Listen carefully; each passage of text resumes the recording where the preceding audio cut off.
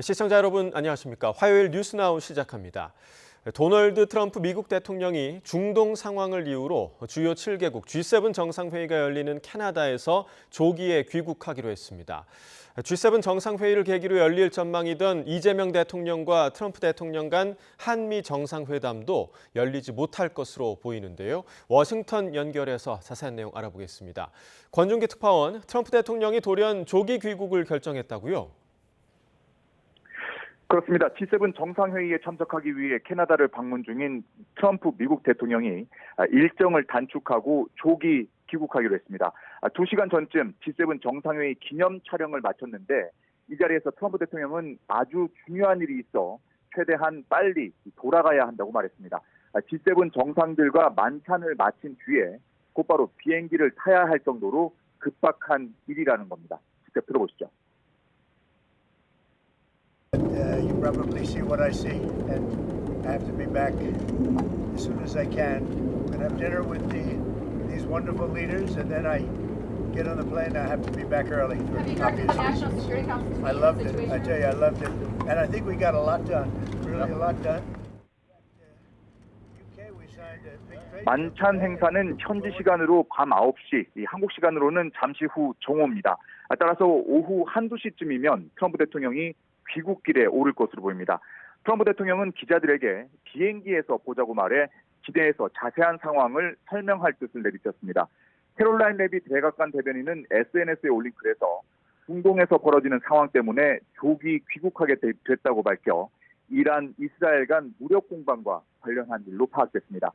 폭스뉴스는 트럼프 대통령이 복귀하자마자 백악관 상황실에서 국가안보회의 개최를 준비할 것을 지시했다고 보도했습니다. 미국 언론은 이스라엘에 대한 무기 지원 또는 협상 중재 가능성을 점쳤는데 펜타곤은 여전히 방어 태세를 취하고 있다고 밝혀 무기 지원보다는 협상에 무게가 실리는 분위기입니다.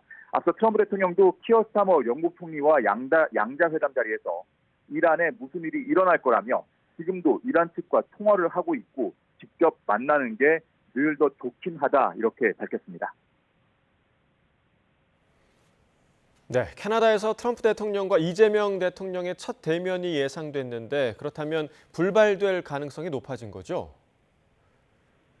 그렇습니다. 트럼프 대통령은 G7 첫날인 오늘 이 캐나다, 영국 등 G7 회원국 정상들과 양자회담을 이어갔고 이틀째인 내일 이 비회원국 정상과 잇따라 만날 예정이었습니다.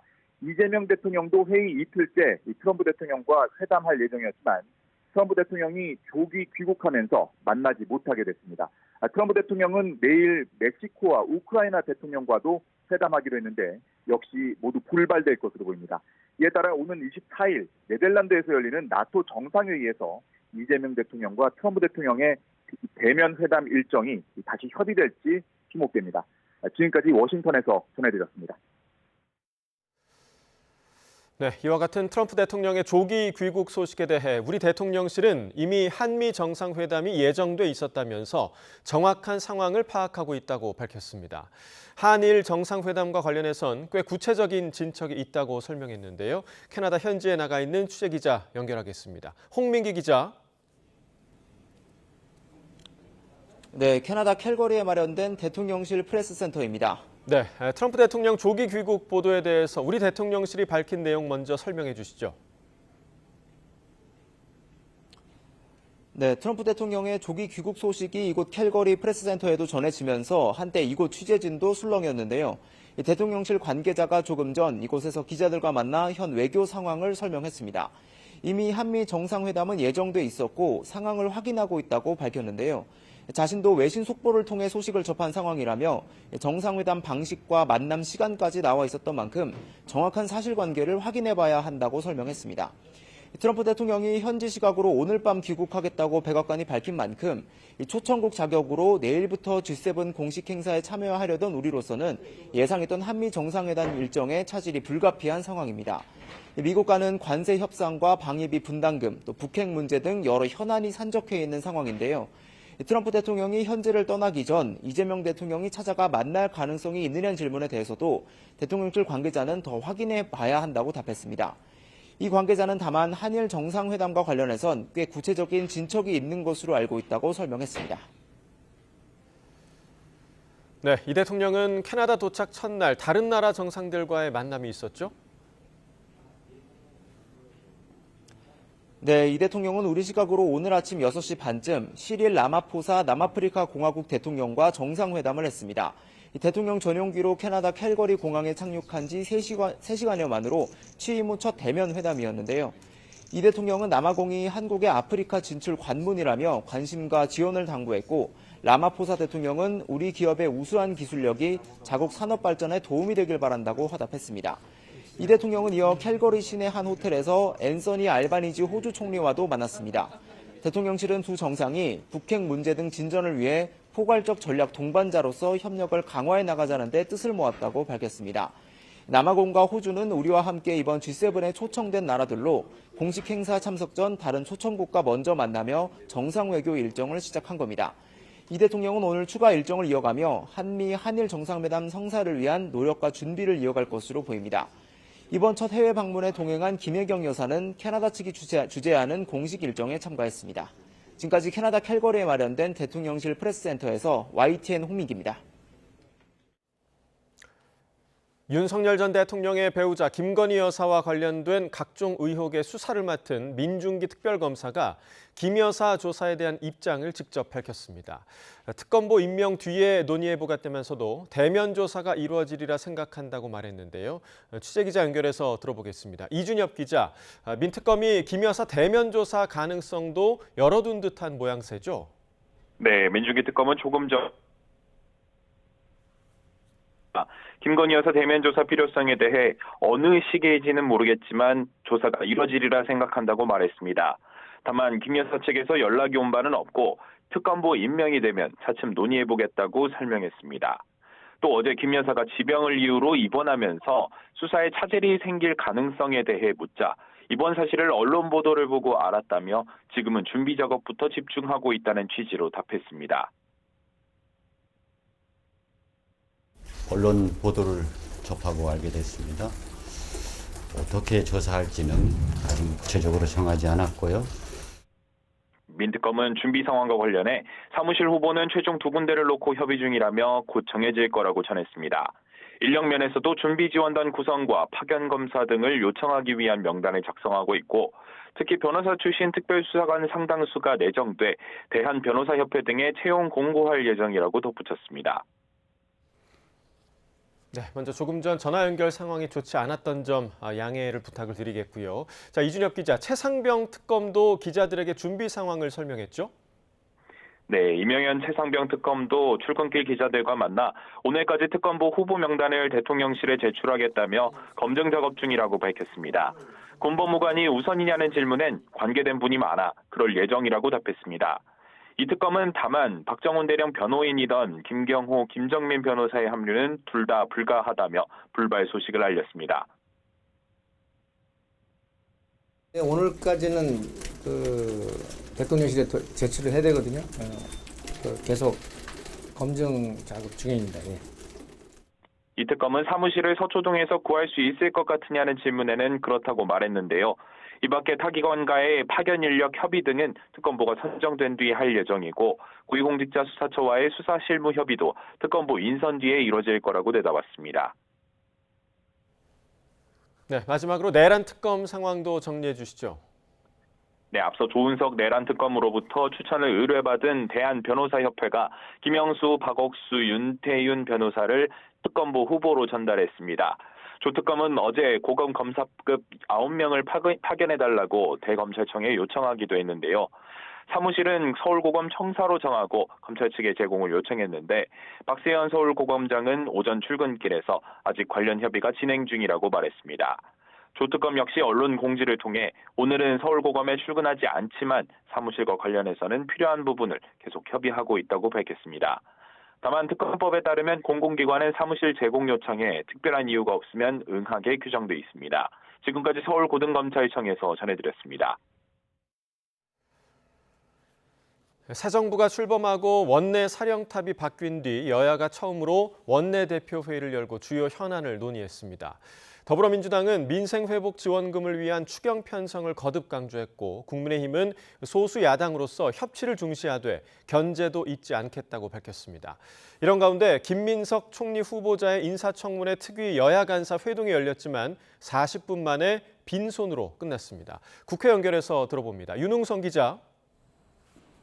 네, 국회입니다. 네, 민주당 김병기 신임 원내대표 처음으로 진행한 원내대표 회의에서 민생경제 회복을 거듭 강조했죠. 네, 민주당 김병기 원내대표는 먹고 사는 문제부터 먼저 해결하겠다며 국민이 체감할 수 있는 민생회복 지원금 형태의 추경을 빠르게 집행하겠다고 강조했습니다. 또 취임 직후 공언한 상법 개정안 역시 공정한 시장 질서와 이른바 코스피 5천 시대를 여는 출발점이라며 신속한 처리를 약속했습니다. 이어 민주당 제2기 원내 지도부의 당면 과제는 내란의 완전한 종식이라면서 3대 특검으로 사회 정의를 바로 세우겠다고 말했습니다. 특히 검찰의 늑장 수사와 법원의 내란 비호 때문에 내란 사태 주범인 김용현 전 국방부 장관 등의 구속기간 만료가 임박했다며 특검의 신속한 수사를 촉구했는데요. 직접 들어보겠습니다. 검찰은 지난 6개월 내내 늑장 수사로 일관했고 결국엔 추가 기소도 하지 않았습니다. 내란 특검은 빠르고 철저한 수사로 내란 주범들의 탈옥을 막고 정의를 바로 세워주시기 바랍니다. 김 원내대표는 오늘 오후 김용태 국민의힘 비상대책위원장과 송원석 국민의힘 원내대표 등 잇따라 야당 지도부를 만나 협치를 위한 대화에 나설 예정입니다. 이 자리에서 예결위원장과 법사위원장 등을 선임하기 위한 논의를 진행하고 내일 모레로 계획 중인 본회의 개최와 관련해서도 야당의 협조를 구할 것으로 보입니다. 다만 법사위원장 자리를 놓고는 원내 2당이 맡는 게 관례라는 게 국민의힘의 입장이라 협상이 난항을 겪을 것으로 예상됩니다. 새 당대표를 뽑는 전당대회가 8월 2일로 정해지면서 당권 경쟁 레이스도 본격화하고 있는데요. 정청래 의원은 일찍이 출마를 선언했고 박찬대 전 원내대표가 이르면 이번 주에 출사표를 던질 것으로 보입니다. 둘 다 친명계로 분류되지만 아직 출마 선언을 하지 않은 박 전 원내대표를 당대표로 추천한다는 내용의 연판장이 온라인에서 돌면서 당대표 선거 조기 과열 양상 분위기도 감지됩니다. 네, 이어서 국민의힘 소식도 알아보죠. 어제 선출된 송원석 원내대표 첫 회의에서 협치를 강조했네요. 네, TK 출신으로 1차 투표에서 과반을 득표하며 제1야당 사령탑을 맡게 된 송원석 원내대표는 첫 주재 회의에서 협치에 방점을 찍었습니다. 송 원내대표는 국민들이 정치권에 민생 살리기를 위한 협치를 요구하고 있다며 소수 야당으로서 줄 건 주고 받을 건 받는 전략적 협상을 하겠다고 예고했습니다. 그러면서도 야당의 본령은 비판과 견제라며 국정 발목 잡기가 아닌 합리적 비판과 정책 제시를 통해 수권 정당의 자격을 되찾겠다고 강조했는데요. G7 정상회의 참석차 출국한 이재명 대통령을 향해선 국익을 극대화하는 외교적 성과가 도출되길 기원한다고 말했습니다.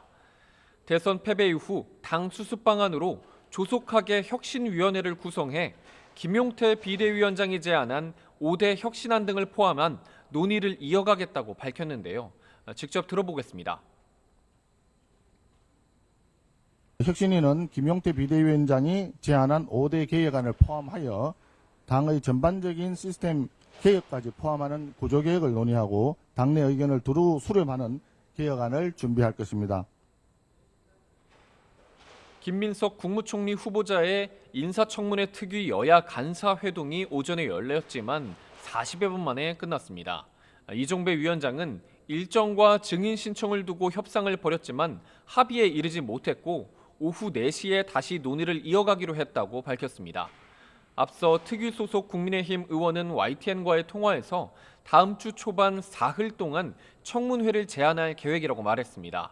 반면 여당에선 이틀이면 충분하다는 입장이라 이를 두고 진통이 있었던 것으로 보입니다. 특히 국민의힘이 김 후보자에게 불법 정치자금을 제공했다는 의혹을 받는 강모 씨와 아들 유학비 출처 파악을 위해 전처 등 예민한 증인 신청을 예고하고 있어 타협점을 찾기가 쉽지 않을 거란 전망도 나옵니다. 지금까지 국회에서 전해드렸습니다. 중동 위기가 완화될 거란 기대감과 뉴욕 증시 상승 영향에 코스피가 장중 2,990선을 넘었습니다. 코스피는 장 초반 1% 이상 상승해 2,998.62까지 오르며 3,000선에 바짝 다가섰습니다. 개인이 기관과 함께 순매수 중이고 외국인은 이틀 연속 순매도를 하고 있습니다. AI 대표주 SK하이닉스는 26만 닉스에 오르며 사상 최고가를 기록했습니다. 삼성전자도 4%가량 올랐고 두산에너빌리티는 10일째 상승해 시가총액 9위에 올랐습니다. 코스닥 지수도 개인 순매수에 1% 이상 오르며 780선에 복귀했습니다. 원달러 환율은 1,360원으로 출발해 1,359원과 1,363원 사이에서 거래되고 있습니다. 경제 뉴스로 본 우리 국민의 경제 심리가 최근 11개월 만에 가장 긍정적인 수준으로 나타났습니다. 한국은행 경제통계 시스템에 따르면 지난 13일 기준 뉴스 심리 지수는 108.43으로 집계돼 지난해 7월 11일 이후 11개월 만에 가장 높은 수준이었습니다.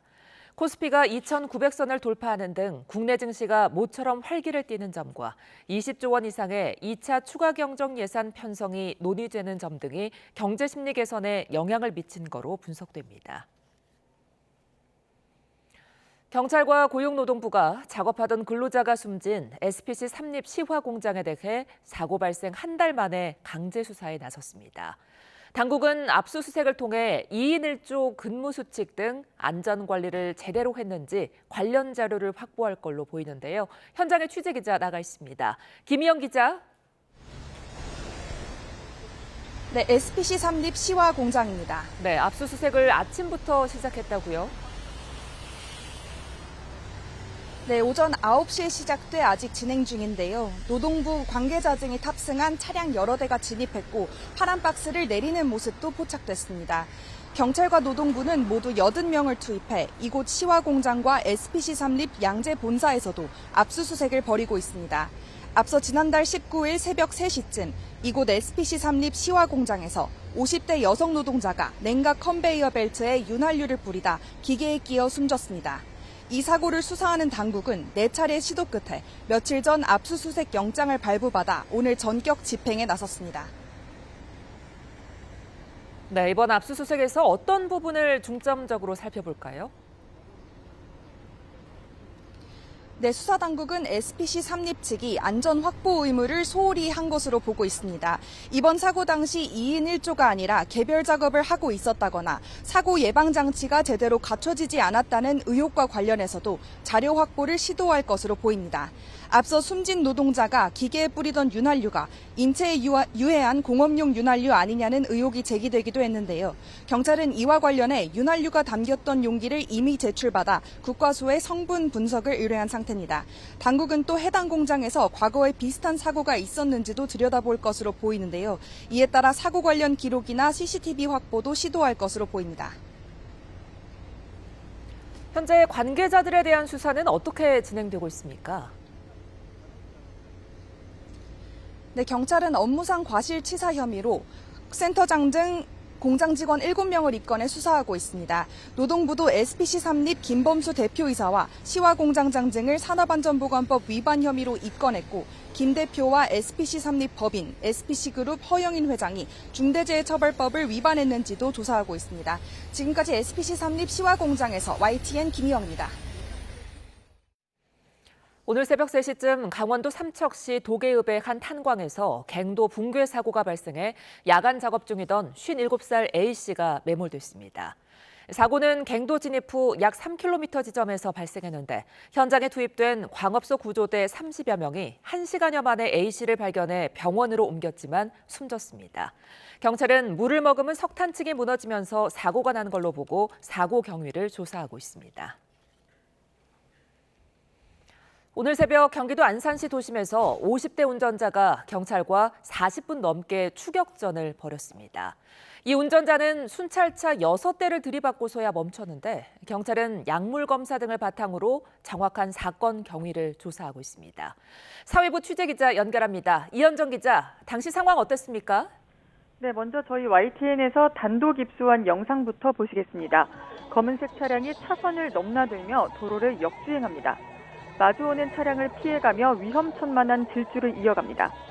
순찰차가 이 차량 앞에서 속도를 줄여가며 멈춰서도록 유도하지만 아랑곳하지 않고 옆으로 피해 쏜살같이 도주합니다.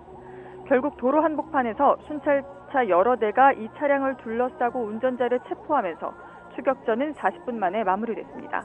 오늘 새벽 6시 30분쯤 경기도 안산시 원곡동에서 벌어진 일인데요.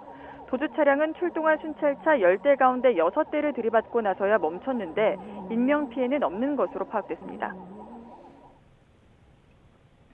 네, 그런데 갑자기 추격전이 벌어진 이유는 뭡니까?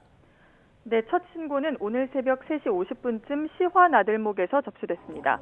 한 운전자가 갓길에 차를 세워두고 밖에서 배회하며 떨고 있다는 내용이었습니다.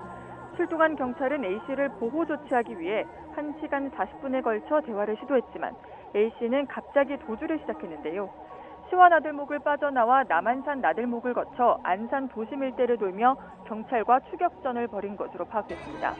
경기 안산 단원경찰서는 약물 검사와 가족들의 진술을 바탕으로 정확한 사건 경위를 조사하고 있습니다. 지금까지 사회부에서 YTN 이현정입니다. 네, 방금 들어온 소식입니다. 외교부는 이스라엘과 이란 간 무력 공방이 지속됨에 따라 오늘 오후 1시부터 이란 내 기존 특별 여행주의보 발령 지역에 대해 여행 경보 3단계 출국 권고를 발령했습니다. 기존에 발령된 이란 일부 지역에 대한 여행 경보 3단계 효력은 그대로 유지되며 오늘 조치로 이란 전 지역이 여행 경보 3단계 출국 권고로 되었습니다. 자세한 소식은 들어오는 대로 다시 정리해드리겠습니다. 이스라엘이 이란의 수도 테헤란의 국영방송사 건물을 폭격했습니다. 폭탄에 맞아 스튜디오가 무너지는 순간까지 생방송을 진행하던 앵커의 모습이 공개됐습니다. 신웅진 기자입니다. 이란 국영방송 앵커가 이스라엘의 공습 상황을 화면과 함께 실시간으로 전합니다. آنچه که ملاحظه کردید صدایی که شنیدید فضای غبارآلود استادیوم 진행자는 다급하게 피했고 스튜디오에는 스태프들의 목소리가 울립니다.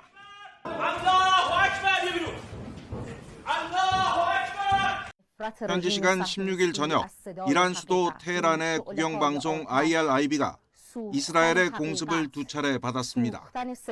건물이 화염에 휩싸일 정도로 파괴되면서 생방송은 중단됐습니다. 공습 약 1시간 전 이스라엘군은 이례적으로 테헤란에 대피령을 내렸습니다. 페르시아어로 이스라엘군은 앞으로 몇 시간 내로 테헤란 3구 지역에서 이란의 군사시설을 공격하는 작전을 펼 것이라고 밝혔습니다. 이스라엘 카츠 이스라엘 국방장관은 이란의 선전선동 확성기가 곧 사라질 것이라고 말했습니다. 3구에는 IRIB가 있기 때문에 이곳이 목표였음을 시사한 것입니다.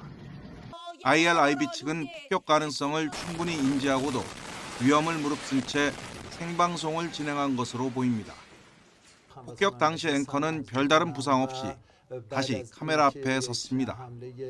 IRIB는 이스라엘이 이란 국민과 진실의 목소리를 침묵시키려 했다고 비난하며 다른 스튜디오를 이용해 곧바로 방송을 재개했습니다. YTN 신홍진입니다.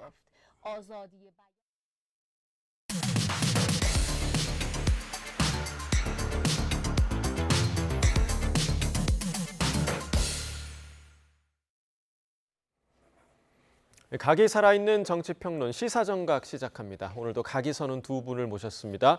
김상일 정치평론가, 최진영 변호사 나오셨습니다. 어서 오십시오. 네, 안녕하십니까. 네.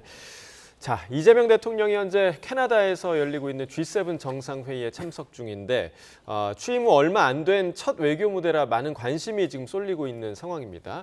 자, 그런데 이제 가장 많은 관심을 모았던 한미 정상회담, 중동 이슈 때문에 트럼프 대통령이 일정을 조기 종료하고 미국으로 돌아갈 예정이다 이런 소식이 들렸는데 자, 이렇게 되면 한미 정상이 오늘 만나지 못할 가능성이 높아진 거죠? 그렇죠. 아무래도 시간이 굉장히 작아졌기 때문에 트럼프 대통령이 그 한국 대통령과 정상회담을 할 물리적 시간이 거의 없을 것 같습니다. 그렇지만 뭐 저희 입장에서는 그렇게 큰 손실은 아니다 이런 생각이 드는 것이요. 어차피 대통령이 당선된 이후에 준비 시간과 실무 조율 시간이 거의 없는 상태에서 이번 G7 정상회의에 참석을 하는 것이기 때문에 우리나라가 어떤 계엄 이후에 민주성, 그 민주주의의 회복력 이런 것을 세계 무대에서 보여주고 대한민국이 정상화됐다는 것을 알리는 것만으로도 큰 의미가 있다.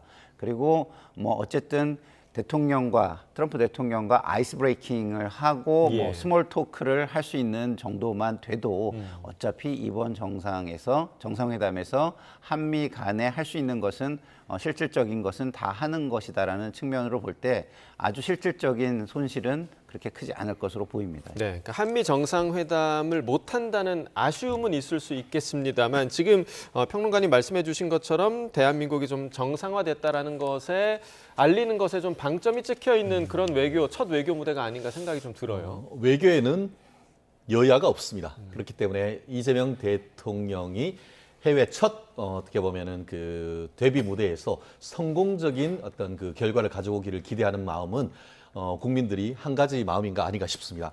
다만 첫 단추가 엉클어졌다 이렇게 얘기는 할 수 있을 것 같습니다.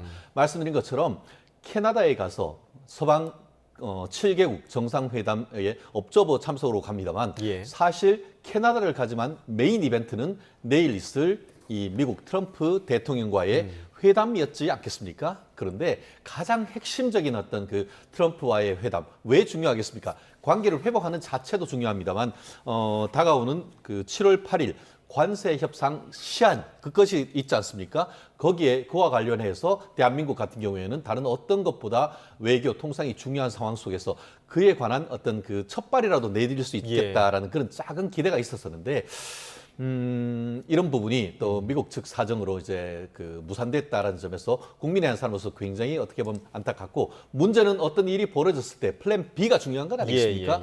그렇기 때문에 지금 이번 이재명 정부 외교 안보 라인에 이 시험대에 섰다 생각합니다. 이거는 우리 측의 사정이 아니고 미국 측 사정인 것은 분명합니다. 그렇다고 하면은 얼마나 빠른 시간 내에 트럼프 대통령과 전화를 하고 양자 회담을 잡는지 그런 부분에 지금 어떻게 보면 이재명 정부가 좀 더 주력해야 될 시점이 아닌가 싶은데요. 아무튼 아쉬운 점은 어쩔 수 없는 것 같습니다. 자, 지금 뭐 플랜 B도 말씀을 해주셨지만 빠른 시일 내에 트럼프 대통령과의 이 정상회담 자리가 또 마련됐으면 좋겠다라는 생각을 또 가져보고요. 관련 소식이 들어오는 대로 저희가 계속해서 좀 속보로 전해드리겠고요. 자, 그리고 이재명 정부의 첫 총리 후보자죠. 김민석 국무총리 후보자의 인사청문회를 앞두고 있는데 여야의 공방이 치열합니다. 관련 영상 보고 이야기 나눠보겠습니다. 먼저 국무총리 후보자로 김민석 국회의원을 지명합니다.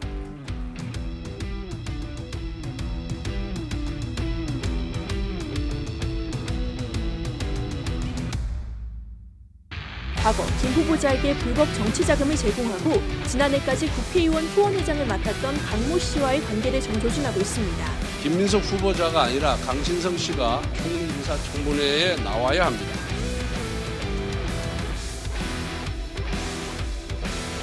아들이 고등학교 재학 시절 교내 동아리 활동하며 작성한 표절 예방 관련 법안을 실제 국회에서 발의하고 아들이 설립한 비영리 단체가 의원실과 함께 세미나를 했다는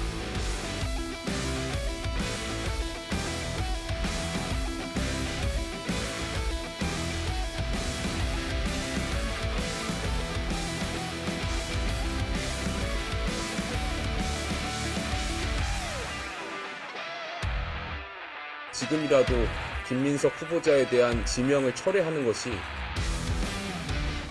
정해진 절차와 합리적인 기준에 따라서 청문회에서 검증하면 될 일입니다.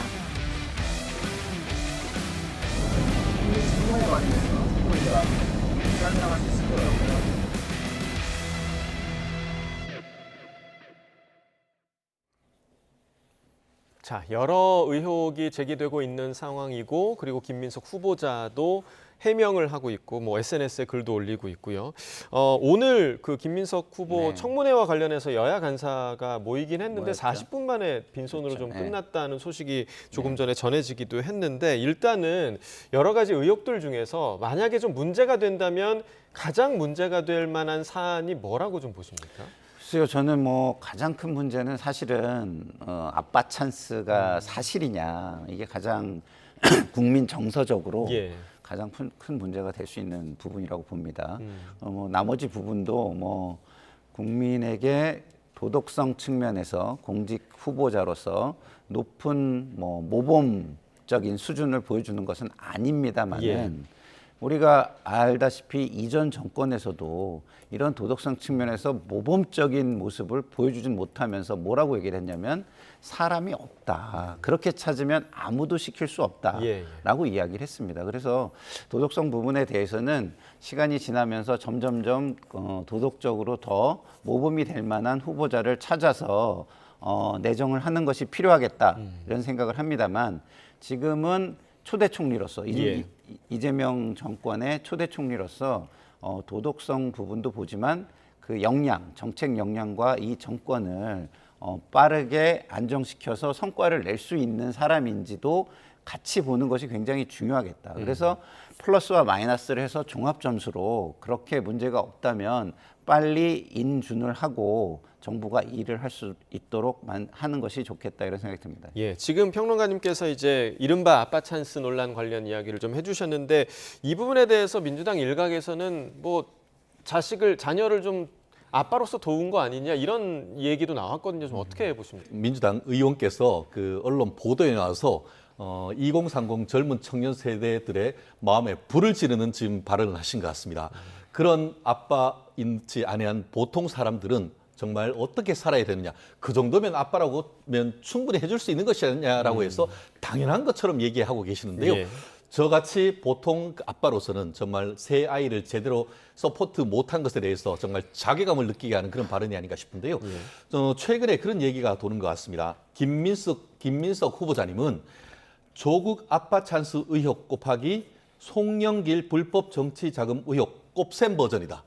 말씀드린 것처럼 조국 전 장관 같은 경우에는 조민 씨를 비롯한 아들, 딸, 본인의 딸은 의사로, 본인의 아들은 법조인으로 키우기 하는 과정에서 엄마 아빠가 합법적인 것을 한참 넘은 일을 했다라는 그런 것. 그럼에도 불구하고 그게 너무 자연스럽고 당연한 것처럼 한 것에 대해서 많은 국민들이 분노했던 건 아니겠습니까?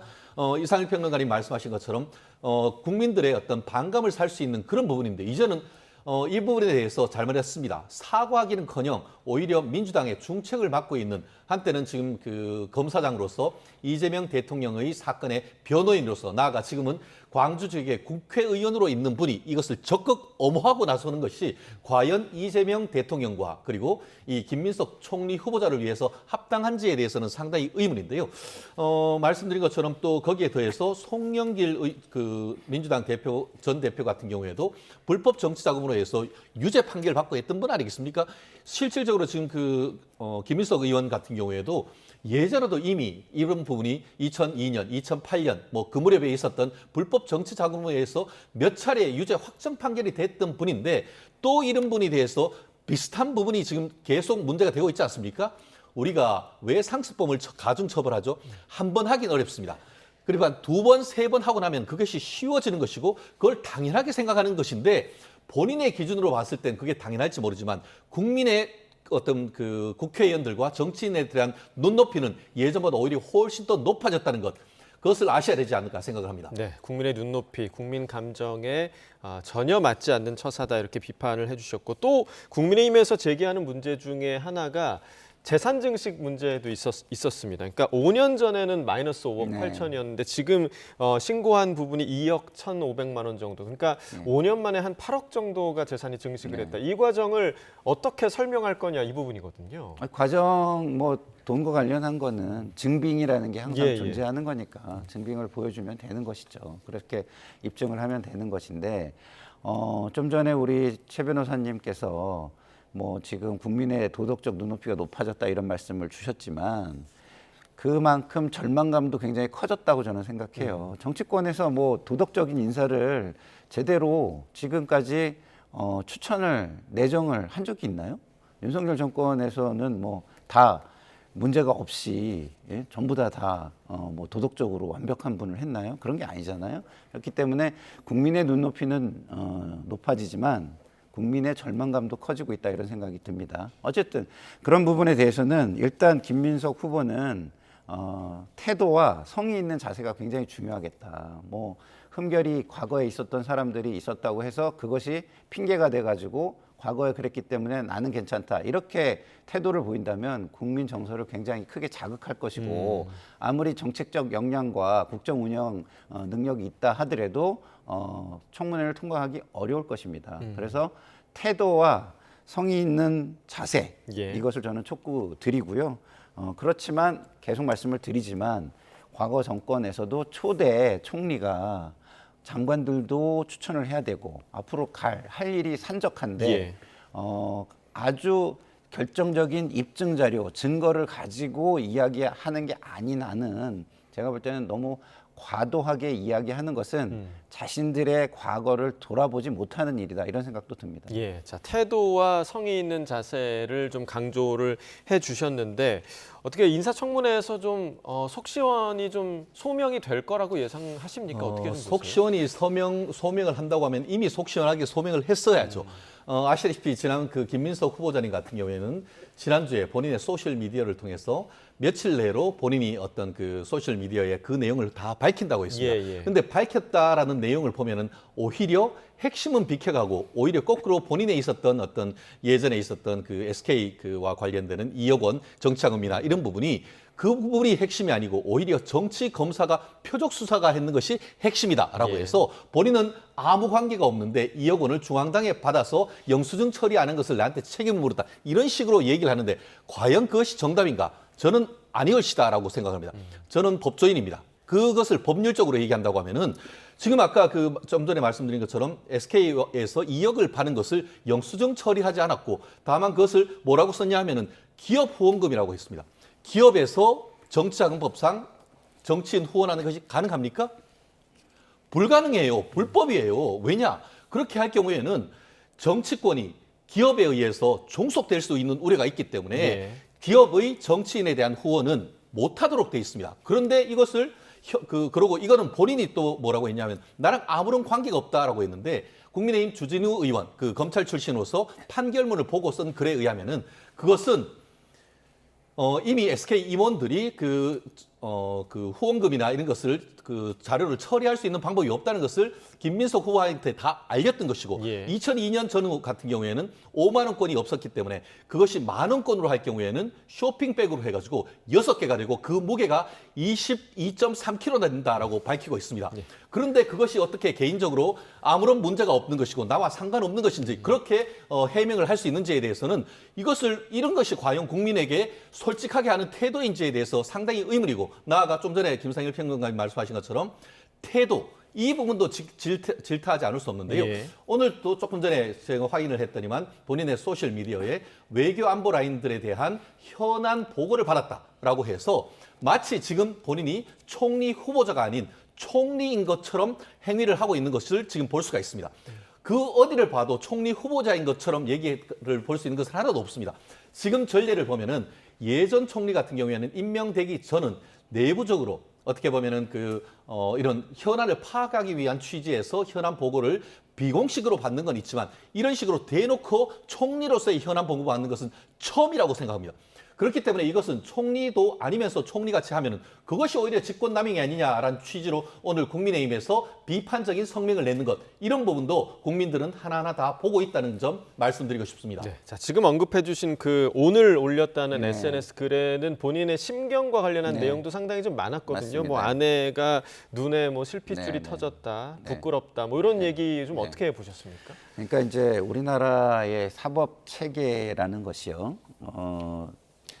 죄는 미워해도 사람은 미워하면 안 된다, 이렇게 돼 있는 겁니다. 근대 국가가 다 그렇죠. 그래서 김민석 후보자 같은 경우는 본인의 죄값은 다 치렀습니다. 다 치렀기 때문에 정치적으로 도덕성 측면에서 그것을 비판할 수는 있습니다. 그리고 앞으로 그런 일을 하면 안 되기 때문에 그런 거를 반면교사로 삼게 할 수는 있습니다. 그렇지만 그 죄를 아직까지도 주홍 글씨처럼 그 죄가 남아있는 것처럼 이야기해서는 안 될 것이고요. 본인 SNS에 밝히고 있지 않습니까? 2002년에는 기업 후원이 가능했다라고 이야기를 하고 있어요. 그렇지만 그것이 뭐 말씀하신 대로 합법적이지 않을 수 있는 부분이 있었고, 그런 부분과 관련해가지고 구체적인 것은 모르겠으나 어쨌든 죄를 인정받은 부분이 있고, 인정받은 부분에 대해서는 죄값을 다 치르고 추징금도 다 낸 거 아니겠습니까? 그런데 그런 것을 너무 마녀사냥식으로 너무 과도하게 하면은 가족들까지 그 대상이 돼가지고 힘들어지는 것이죠. 그래서 그런 부분에 대한 약간의 안타까움까지 섞어서 자신의 가족들에 대한 지금 상황과 자신의 지금 관련된 의혹과 관련된 설명과 이런 것을 SNS에 올린 것으로 보입니다. 네. 자, 인사청문회와 관련해서는 이제 오전에는 40분 만에 좀 무산이 되긴 했지만 여야 협의가 오후 4시에 다시 진행된다고 하니까요. 그 협의 결과를 좀 지켜봐야 할 것 같고요. 자, 그리고 어제 그 새 정부의 로드맵을 그릴 국정기획위가 공식 출범하고 첫 회의를 가졌습니다. 이제 이재명 정부 5년의 청사진을 그리는 그런 역할을 하게 되는데, 그중에서도 핵심이 조직 개편에 좀 방점이 찍힌 것으로 보입니다. 뭐 기재부, 검찰, 금융위, 뭐 대대적인 좀 개편안이 나올 것 같은데, 자, 이 부분은 어떻게 좀 예상하고 계십니까? 국정 철학을 그 정부조직법 개편을 통해서 투영한다는 것은 나름대로 할 수가 있다라고 생각합니다. 하지만 그 한계는 헌법이 기준이다라고 보는 것이 맞겠죠. 예를 들어서 뭐 기재부라든가 금융위 이런 부분에 있어서는 나름대로의 어떤 조각을 통해서 이런 부분을 기획재정부를 기획부와 재정부로 나눈다든가 아니면 통폐합한다든가, 그것은 이재명 대통령의 정치 철학에 따를 수가 있다라고 봅니다. 하지만 검찰 같은 경우에는 검찰은 어떻습니까? 우리가 저도 뭐 사법 고시를 하고 하면서 준사법기관이라고 합니다. 준사법기관은 그만큼 독립적인 기관이라는 겁니다. 그런데 사실상 이것을 공수처로 해서 그냥 폐지해버린다는 건 아니겠습니까? 그리고 내년 10월 정기 국회를 통해서 검찰청은 역사 속으로 사라져버린다라는 그런 예고를 하고 있는데, 그것은 헌법을 폐지하는 것이나 마찬가지입니다. 무슨 말씀이냐? 헌법에 보면은 국무위원들과 그 어떤 국무회의 결의를 거쳐야 되는 자리로서 검찰총장을 놓고 있습니다. 검찰총장이라는 자리는 뭡니까? 검찰청이 있기 때문에 그 수장으로서의 검찰총장이 있는 것인데, 헌법기관으로 있는 검찰청을 아예 폐지해버린다는 것은 사실상 입법권을 기준으로 해서 개헌을 통하지 않고 헌법을 폐지하는, 헌법을 파괴행위라고 하는 것으로 얘기할 수밖에 없다고 봅니다. 제가 아직까지 단정을 할 수는 없습니다만 지금은 검찰이 아주 조용합니다. 정권 초기이기 때문에 그런지 저는 알 수가 없습니다. 하지만 구체적으로 이런 그 검찰청을 사실상 폐지하는 법안이 마련됐을 경우에는 아마 검찰 내부에서 이런 부분에 대한 권한쟁의라든가 아니면 이런 부분을 대통령을 상대로 해서 소를 제기할 가능성도 충분히 있지 않을까 싶은데요. 어떤 그 조각을 하는 데에 충분한 그 재량은 있습니다만 그 한계는 명확한 헌법이 있다. 헌법을 개정하지 않는 한 이런 식으로 본인을 어떻게 보면 수사를 했다라는 것에 대한 실질적인 보복, 다른 이유야 많겠죠. 하지만 국민들이 보기에는 정치 보복으로서 검찰청을 아예 없애버리는 이런 것은 반드시 자제돼야 된다고 봅니다. 네, 이거는 반론을 제가 안 할 수가 없는 부분이라 좀 말씀드리면, 자, 국가의 기능이라는 게 존재해요. 그 기능이 없어졌느냐를 본다면 그 기능이나 역할은 없어지는 게 아닙니다. 조직의 형태를 바꿔서 두 가지를 추구하는 거죠. 하나는 효율성, 또 하나는 문제의 예방성입니다. 그런데 검찰의 경우에는 문제가 너무 많았죠. 국민에 대한 불신이 이렇게 극에 달할 수가 없습니다. 검찰의 수사를 지금 믿습니까, 국민이? 한번 설문조사를 해보세요. 믿는 사람이 많지가 않습니다. 그 정도로 국민 불신, 국민에 대한 신뢰를 잃은 검찰이기 때문에 그 역할을 없애는 게 아니에요. 어딘가 그 역할은 존재하게 돼 있습니다. 그러나 말씀드린 대로 그 역할을 하는 데 있어의 효율성, 그리고 그동안 그 조직이 가지고 있었던 문제에 대한 예방성, 미래의 예방성을 중심으로 조직을 개편하는 것뿐이다. 이런 말씀을 드립니다. 자, 역할을 분산시키고 효율성을 높일 수 있다라는 반론이신데요. 그거는 헌법의 히읗도 모르는 읽어보지 않은 얘기라고 합니다. 사실 어떻게 되어 있습니까? 헌법에는 국민은 누구나 검찰이 청구하고 법원이 발부한 영장에 의하지 않고는 체포 구속당하지 않고 압수수색 당하지 않는다고 명확하게 되어 있습니다. 그렇게 해서 검사가 있고 헌법상 기관으로서 검사가 있고 검찰총장이 있고 검찰청이 있는데 그걸 없애버린다는 게 말이 되나요? 그 기능을 그럼 어디에 줍니까? 그것 자체가 헌법에 반한다는 거예요. 그럼 앞으로 그러면은 누구한테 그 압수수색 영장을 청구하고 누구한테 체포 구속 영장을 청구를 하죠? 민주당 방식으로 한다고 하면 헌법을 사실상 파괴하는 거나 마찬가지란 말이에요. 실제로 지금 서초동 가보십시오. 앞에서 봤을 때 오른쪽에 법원이 있고 왼쪽이 검찰이 있는 그 이유는 같은 어떤 사법기관과 준사법기관으로서 행정부 쪽에 있는 것이 아니고 독립된 기관으로서의 준사법기관으로 역할을 하라고 돼 있는 겁니다. 그런데 그것을 사실상 없애버리면은 그럼 국민이 실질적으로 어떤 그 범죄의 피해를 받았을 때 누가 구제를 해주죠? 지금은 여러 가지로 해가지고 뭐 경찰이 한다, 공수처가 한다, 검찰이 한다, 특검이 한다, 특검에 특검을 한다라고 하지만 실제로 국민들의 99%의 그 검찰과 법원 사건은 대부분 검찰이 형사부에서 지금 처리하고 있는데 그거 없애버리면 그 피해는 누가 가느냐? 국민들한테 가는 거예요. 그렇기 때문에 이 사안에 대해서 박수 쳐줄 때는 좋을지 모르지만 정치적으로 내가 범죄의 피해자가 됐을 때 구제를 요청했을 때는 오히려 나의 피해를 구제해 줄 것은 오히려 경찰이고 검찰이라는 사실 우리가 한순간도 잊어서는 안 되는 것이고 저는 실무가입니다. 정말 많은 실무가들이 민주당을 지지하는지 국민의힘을 지지하는지와 상관없이 현재 민주당이 제기하고 있는 이와 같은 국가 어떤 수사위원회 이런 식으로 가는 것에 대해서는 정말 많이 이제 브레이크를 걸어야 된다는 목소리 정말 이재명 대통령께서 꼭 들어주셨으면 합니다. 근데요, 제가 한 말을 가지고 우리 변호사님께서 헌법의 히읗도 모른다 이렇게 하신 것 같은데 제가 그래서 지금 헌법 좀 찾아봤거든요. 검찰청이 신청하고 법원이 영장을 발부하는 게 아니에요. 검사의 신청에 의하여 법관이 발부하는 겁니다. 네, 그러니까 검사가 없어지는 그렇죠. 건 아니다. 검사가 없어지는 게 아니에요. 그렇기 때문에 그렇게 말씀하시는 거는 제가 볼 땐 과도하다는 생각이 듭니다. 그번에 제가 반드시 반박해야 합니다. 왜냐? 짧게요. 네, 이거는 반드시 얘기를 해야 됩니다. 그러면 지금 검사한테 수사를 검수완박을 한다고 했지 않습니까? 그럼 압수수색 영장을 청구를 했는데 그럼 검사는 수사도 하지 않은 상태에서 경찰이 왔는 것을 보고 그냥 도장만 찍는 통법입니까? 그렇기 때문에 사실상 검사를 폐지한다는 것은 압수수색 영장을 청구하는 그 기능에 검사로 폐지해버리는 것이고 압수수색을 비롯한 수사의 실질적인 기능은 경찰로 넘기는 거기 때문에 그렇기 때문에 이것이 사실상 검사의 기능을 폐지하는 것. 그렇기 때문에 위헌이란 것이죠. 검사는 기소를 하는 것이고요. 기소 독점권을 가지고 있죠. 그리고 수사는 경찰이 합니다. 해외도 그런 사례가 있고요.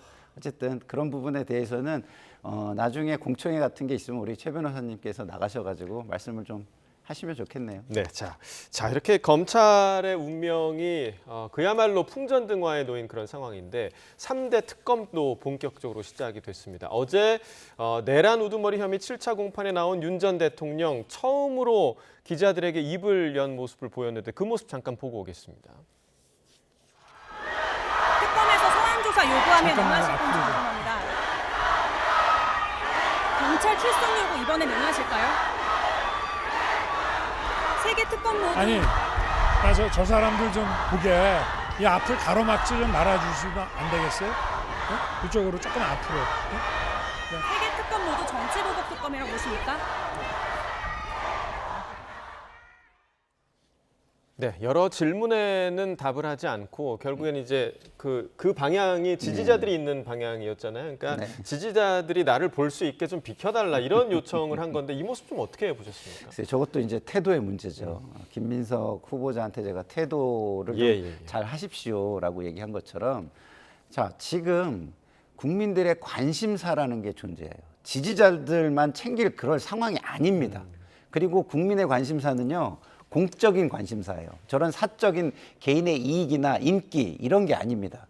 근데 한때 최고의 공인이었고 권력자였던 대통령께서 기자의 취재에 저런 식으로 대응을 하는 것이 맞다고 생각하는 국민이 얼마나 계실까. 물론 강성 지지층의 감정이 많이 상해 계시는 분들은 그러실 수 있겠죠. 그러나 그렇지 않은 분들은 저 모습이 옳다라고 생각하는 분은 없다라는 생각이 듭니다. 최 변호사께서는 어떻게 보셨습니까? 네, 좀 많이 답답했다. 실제 뭐 전직 대통령이지만 대통령이었던 분 아니겠습니까? 그렇다고 하면은 좀 더 당당한 모습을 그 국민들에게 보여드릴 필요가 있고 본인의 지지층뿐만 아니고 또 국민들을 대표하는 기자들의 어떤 질문에 또 나름대로 어떤 그 존중하는 그런 모습도 필요했지 않나 싶습니다. 알겠습니다. 자, 지금 위성락 국가안보실장의 발표가 있는데요. 들어보겠습니다. 미국의 트럼프 대통령이 오늘 갑자기 귀국을 하게 되었기 때문에 내일로 예정되었던 한미 정상회담은 어렵게 되었습니다.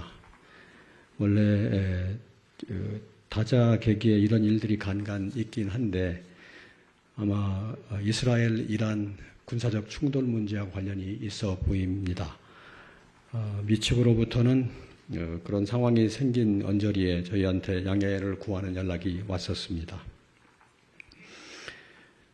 그리고 일본하고의 정상회담은 내일 오후로 정해졌습니다. 그리고 관련 사항이 있으시면 제가 답변을 드리겠습니다. 네, 말씀하시죠. 안녕하세요. 저 KBS 방준원이라고 하는데요. 예, 자 위성락 국가안보실장의 현장 브리핑이 있었습니다. 뭐 저희가 조금 전에 예상을 했던 대로 이스라엘과 이란의 충돌 문제 때문에 트럼프 대통령이 조기 귀국을 하게 되면서 한미 정상회담, 그러니까 내일로 예정됐던 한미 정상회담이 결국 불발이 됐다라는 공식적인 발표가 조금 전에 있었고요. 또 이와 관련해서 미국 측에서 양해를 구하는 연락이 왔다. 라는 이야기도 국가안보실장을 통해서 저희가 좀 들을 수 있었습니다. 뭐 아무래도 조금 아쉬운 부분인 것 같아요. 예, 뭐 아쉬운 부분이 있지만 아까도 말씀드렸지만 크게 뭐 손실이 있는 것은 아니다. 이런 정도로 국민들께서 좀 양해를 해주시고 이해를 해주셨으면 좋겠고요. 이것은 오히려 앞으로 있을 그 정상회담과 아니면 협상에서 우리에게 크게는 아니겠지만 그래도 작게는 우리가 작은 레인 체크를 좀 하나 받았다. 그러니까 조금의 뭐랄까요, 우리가 좀 저쪽에서 미안해할 만한 포인트를 하나 얻었다. 이렇게 좀 생각을 해주시고 넘어가면 좋겠다 이런 생각이 들고요. 내일 일본과의 정상회담에서 또 지금까지 있어왔던 어떤 인식의 문제를 좁히고 그리고 상호 관계를 좀 앞으로 나갈 수 있는 좋은 만남이 있었으면 좋겠다 이런 생각이 듭니다. 사실 뭐 흔히 발생할 수 있는 상황은 조금 아닌 것 같고 아주 이례적으로 이제 트럼프 대통령이 귀국을 하면서 이런 상황이 벌어진 거고 조금 전에 평론가님 말씀하신 대로 내일 한일 정상회담에서 또 뭐 성과를 낼 수 있는 부분이 있지 않겠습니까? 어떻게 보세요? 말씀하신 것처럼 내일이 빅 이벤트 데이. 오전에는 한미 정상회담, 오후에는 한일 정상회담이 예정됐었는데 안타깝게도 또 트럼프 대통령과의 어떤 그 상견 예정 첫 마탐은 무산되는 것 같은데요. 제가 좀 팩트 체크를 좀 해드려야 될 게 있는 게 뭐 저는 이 부분에 있어서는 뭐 이재명 대통령의 책임은 아니다. 왜냐?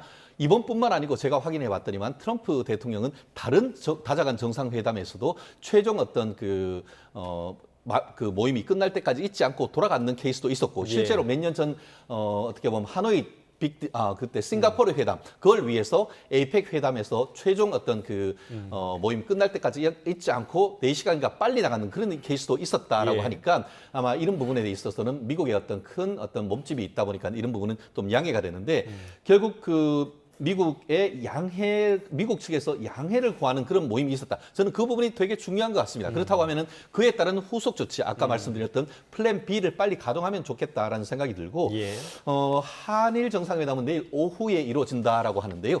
아마 첫 모임인데 거기에서 이시바 시게루 총리와의 또 좋은 사진 한 장 국민들은 기대할 수 있지 않을까 생각합니다. 네, 자 내일 좀 기대해 보도록 하겠고요. 또 한미 정상회담 같은 경우는 말씀해주신 대로 후속 조치가 어떻게 이루어질지 이루어질지 이 부분에 좀 주목을 해봐야 할 것 같습니다. 저희가 이제 조금 전에 윤 전 대통령 이야기를 나누고 있었는데 어제 또 굉장히 좀 이례적인 상황이 좀 벌어졌습니다. 그러니까 김용현 전 장관 같은 경우는 법원에서 그러니까 물론 조건부긴 합니다만 보석을 결정을 했는데 김 전 장관 측에서 이를 거부해서 사실 이게 도대체 어떻게 된 일인가라고 의아해하시는 분들이 있을 것 같거든요. 뭐 과거에 김경수 전 지사 같은 경우도 뭐 이렇게 보석을 거부한 적이 있죠. 그렇기 때문에 본인의 지금의 상황이 지금 보석으로 나가는 것이 그렇게 본인에게 아주 큰 이득이 있지 않다라고 한다면 정치적인 실리 내지는 여론 환경의 실리를 생각해서 거부하는 경우가 있는 것이라고 저는 봅니다. 그렇기 때문에 지금 김용현 장관이 앞으로 법적 대응이나 이런 정무적인 판단에 의해서 이것을 거부한 것이다. 저는 이렇게 판단하고 있습니다. 예, 뭐 내란 관련 혐의자들이 이제 7월 초가 되면 줄줄이 또 나올 수 있게 된다라는 우려가 계속 나오고 있거든요. 이 부분은 좀 어떻게 보십니까? 공교롭게도 어제가 제가 제 의뢰인 접견을 하기 위해서 1시 반에 이 서울 동부구치소를 갔었는데 앞에 기자들이 가득 있더라고요. 알고 봤더니만 그때에 혹시 나올까 싶어서 기다리는 부분이었는데 결국 접견하고 나오니까 다 기자들이 없더라고요. 그런데 벌써 나가셨나 했더니만 안 나오셨다라고 하는데 자처지정을 봤더니 통상에 우리가 어떤 청구는 피고인이 보석 청구를 하지만 이번에 보석을 청구를 했는 것은 김용현 전 장관 측이 아니고 검찰 측이 청구를 했던 아주 이례적인 케이스인 것이죠. 아시다시피 지난 12월 27일 날 구속영장이 발부됐고 1심 구속기간은 6개월입니다. 그러니까 다가오는 6월 27일이 6개월 구속기간 만기인데 결국 6개월 기간이 그냥 지나가 버리면은 구속 기간이 만료가 돼서 아무런 조건 없이 김용현 전 장관이 석방되는 것 아니겠습니까? 그러다 보니까 검찰로서는 그래서는 안 된다 싶어서 여러 조건을 걸어서 청구를 했었는데 재판부도 이를 받아들였던 겁니다. 근데 문제는 이제 10일만 있으면 내가 나가서 행동에 제한이 없는데 굳이 이런 행동에 제한 4개, 5개의 조건을 받은 상태에서 나갈 필요가 없다라고 판단을 하면서 오히려 거부를 했던 이런 상당히 이례적인 상황인 것 같은데요. 결국 이런 상황 속에서 보석 보증금을 1억이라고 했는데 그것을 공탁하지 않는 한 사실 나올 방법이 없습니다. 그걸 강제할 수 있는 방법도 없습니다. 그렇다고 한다고 하면은 지금 예측대로라고 한다고 하면은 다가오는 6월 27일 김용현 전 장관은 석방될 것이고 그 이후에도 그 무렵에 구속영장이 발부된 분들도 구속기간이 재판기간이 상당히 길어질 것이기 때문에 줄줄이 불구속 재판 받는 것은 예정된 수순이 아닌가 예측을 해봅니다. 6개월을 채우고 석방이 될 것이다 이렇게 전망을 해주셨고 어제 또 묘한 소식이 하나 있었던 게 김건희 여사가 갑자기 병원에 입원을 했습니다. 근데 뭐 지병이 있었다고는 전해지고는 있는데 특검 지금 얘기가 나오고 있는 상황에서 꼭 이 시점이어야 했을까라는 그런 시선도 좀 있는 것 같아요. 당연하죠. 과거에 재벌들이 검찰 수사나 뭐 기소나 뭐 이런 중요한 본인과 관련된 국민의 알 권리를 충족시켜야 할 이런 때가 되면은 이런 일이 많이 있었습니다. 그것에 대한 뭐 기시감이 드는 거 아니겠습니까? 그래서 모르겠습니다. 우리가 과거에 조국 전 장관의 가족들이 병원에 입원하고 이럴 때도 우리 많은 평론하시는 분들이 뭐라고 얘기했냐면 본인이 다해야 될 의무는 정말 뭐 물리적으로 못하는 경우가 아니면 입원을 해도 그 의무를 다해야 된다라는 취지의 말씀들을 많이 하셨어요. 그렇기 때문에 김건희 여사도 정말 본인의 상태가 아무리 병원에 입원을 했다 하더라도 그 의무를 다 할 수 없는 물리적인 상태가 아니라면 그 의무를 다 하시는 것이 맞겠다 이런 말씀을 드리고 싶습니다. 그런데 그 병원에 입원했다고 해서 특검 조사에 응하지 못하는 건 아니죠? 그렇습니다. 이런 사실을 밝힌 것도 다른 사람이 아닌 김건희 여사의 변호인이 이와 같은 내용을 언론을 통해서 얘기를 했고 말씀하신 것처럼 지금 현재 입원은 하지만 아주 위중한 사태는 아니라는 것을 확인했습니다. 거기에 덧붙여서 지금 김건희 여사 특검이 진행되고 있기 때문에 그 특검에 대한 대응도 준비하고 있다라는 얘기를 다른 사람도 아닌 변호인을 통해서 얘기를 했는 부분이기 때문에 결국 언제 어떻게 보면 다시 사저로 돌아올지는 알 수는 없지만 특검이 진행되고 소환 조사가 있다라고 한다고 하면은 변호인을 통해서 출석이나 이런 부분은 조율해서 출석하지 않을까 예측해 봅니다. 네. 자 여기에 더해서 심우정 검찰총장과 김주현 전 민정수석의 비화폰을 통한 통화가 좀 알려지기도 했는데 관련해서 김병기 원내대표 그리고 조국혁신당 박은정 의원의 발언 내용 함께 들어보겠습니다. 비화폰으로 대통령실과 내통해온 것으로 확인된 심우정 검찰에게 더 이상 내란 수사를 맡겨둘 수는 없습니다. 특검으로 내란 세력을 신속히 재구속하고 엄하게 처벌해야 합니다. 조은석 내란 특검은 빠르고 철저한 수사로 내란 주범들의 탈옥을 막고 정의를 바로 세워주시기 바랍니다. 비화폰에 지옥문이 열렸다. 저는 그렇게 생각하거든요. 비화폰의 통화를 추적해서 그런 부분들을 충분히 규명해야 된다. 특검 전국에서 검찰이 각자 도생을 하고 있다. 비화폰 통화까지 나온 마당에 사실은 심우정 검찰총장이 사퇴하고 수사를 받아야 된다. 저는 그렇게 생각합니다. 실제로 심우정 검찰총장이 지난 윤석열 내란 수계의 구속 취소에 대해서 즉시 항고도 하지 않은 이런 부분도 굉장히 문제가 되고 고발도 되지 않았습니까? 네네네. 그러면 이 검찰총장의 수사 지휘권이라든가 통솔력 이런 것들은 사실상 상실한 상태이거든요. 네, 결국은 두 사람이 통화하던 시기, 그 시기 전후로 무슨 일이 있었느냐 이 부분이 좀 중요할 것 같은데 명태균 의혹 수사가 한창이었고 또 이후에 김건희 여사 도이치모터스 주가 조작 의혹이 무혐의 처분됐습니다. 그러니까 그냥 볼 수는 없을 것 같아요. 그렇죠. 자, 우리가 공공은요 웬만한 어떤 국가의 안보 사안이나 정말 내밀한 개인의 정보가 아니고는 국민들에게 투명하게 공개가 돼야 되는 것입니다. 그렇기 때문에 웬만하면 일반적인 행위를 통해서 행정행위를 해야 하는 것이죠. 근데 비화폰을 썼다는 건 뭐죠? 그런 드러날 수 있는 모든 행정행위를 감추겠다는 뜻입니다. 왜 감추죠? 이런 거를? 무슨 얘기를 했길래? 뭘 숨기고 싶길래? 국민들은 이렇게 생각할 수밖에 없는 것입니다. 특히 권력자들과 관련된 부분에 대해서는 그렇게 생각할 수밖에 없는 것입니다. 이런 부분에 대한 국민의 알 권리를 충족시켜 줄 수 있는 충분한 진상 규명이 필요하지 않을까 생각하고요. 심우정 검찰총장의 자발적인 규명도 기대를 해보겠습니다. 네, 자 심우정 총장도 특검 수사 대상에 포함될 수 있을지 짧게 좀 부탁드리겠습니다. 박은정 의원님이 검찰 출신이라고 모든 것을 아는 건 아니죠. 말씀하신 것처럼 딱 떼가지고 그때 통화를 했는 것만 있는 것인지 아니면 그 이전에도 비화폰으로 일상적인 통화를 했는지 그런 부분에 대한 어떤 설명도 검찰 측에서는 필요하지 않을까 싶고요. 조사 대상이라고 하면 조사를 해야죠. 그렇지만 그것이 특히 김건희 여사의 수사와 관련해 가지고는 사실상 문재인 정권 때 탈탈 털어서 그 무렵에 중앙지검원에서 실무자들이 무혐의 결정을 하려고 하는데 정권 차원에서 그것을 막았다라는 보도도 나오고 있습니다. 그렇기 때문에 과연 그때의 결정을 안 하고 그 정권이 넘어와서 무혐의 결정을 했다고 그 사실에 대해서 검찰 수사까지 해야 되느냐?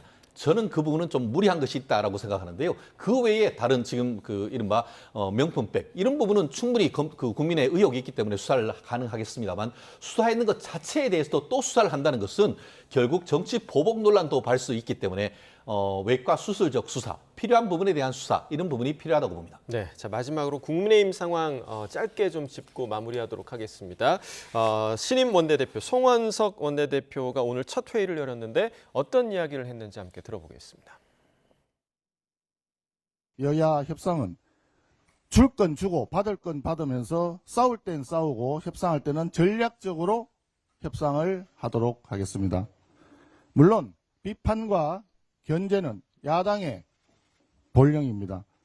혁신이 발전하는 말씀드리겠습니다. 당의 신속하고 파격적인 쇄신을 위해 혁신위원회 구성을 조속히 추진하겠습니다. 혁신위 구성은 지난 원내대표 경선에 출마한 이현승 의원님과 김성원 의원님도 동의했던 사안입니다. 혁신위는 김용태 비대위원장이 제안한 5대 개혁안을 포함하여 당의 전반적인 시스템 개혁까지 포함하는 구조개혁을 논의하고 당내 의견을 두루 수렴하는 개혁안을 준비할 것입니다. 오늘 양당 원내대표 이제 만남이 예정돼 있었는데 좀 두 사람의 이른바 케미가 좀 어떨 거라고 좀 예상하십니까?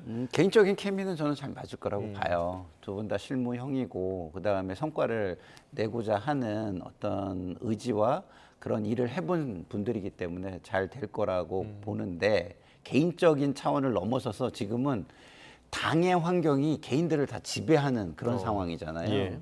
그런 상황 속에서 그런 것을 해결하지 않고 개인적인 케미가 얼마나 성과를 발휘할지 잘 모르겠습니다. 국민의힘 같은 경우는 지금 불법 계엄 이후 그다음에 내란 혐의가 지금 심판이 진행되는 상황 속에서 그런 것을 반성하고 그것과 연관되지 않은 어떤 그 관계를 끊어내는 이런 것이 필요합니다. 예. 그렇지 않으면 결국 계속 어떤 심판의 대상이라는 어떤 여론에 휘말리게 되는 거거든요. 그런데 송원석 원내대표가 그것을 잘 끊어내지 못할 경우에 협상이 잘 될 수 있을까? 그런 생각이 좀 들어서 좀 우려스러운 부분이 있고요. 지금은 국민의힘의 모습을 보면 내가 개혁하고 쇄신해서 내가 잘해서 국민의 지지를 얻겠다 이런 게 아니고 지금 우리가 좀 옹색하지만 잘 버티고 시간을 끌면 상대방이 잘못을 해줘서 우리가 알아서 나중에 지지가 올라가지 않겠냐 이런 모습인 것 같아서 참 안타깝습니다. 최 변호사님 어떠십니까? 저는 이른바 안기부 출신 여당 원내대표 그리고 기재부 출신 야당 원내대표 이 거꾸로 된 듯한 그런 느낌이 강한 것 같습니다. 결국 민주당 같은 경우에는 어떻게 보면 정치를 굉장히 강조를 하게 되고 야당이 오히려 정책을 강조하는 이런 부분인 것 같은데 정책이란 확실한 그 논리적 수단을 통해서 그 여당을 설득하는 야당의 리더십이 필요한 것 같은데 상당히 어렵지 않을까 하는 생각도 듭니다. 그럴수록 어떻게 보면 개인적 관계 이런 부분과 관련해서 또 호소하는 정책과 개인적 이런 쌍두마차로 여야 간의 협치를 한번 해봤으면 하는데 쉽지는 않을 것 같습니다. 알겠습니다. 쉽지 않다라는 두 분의 말씀이었습니다. 여기까지 줄이겠습니다. 김상일 정치평론가 최진영 변호사와 이야기 나눴습니다. 고맙습니다.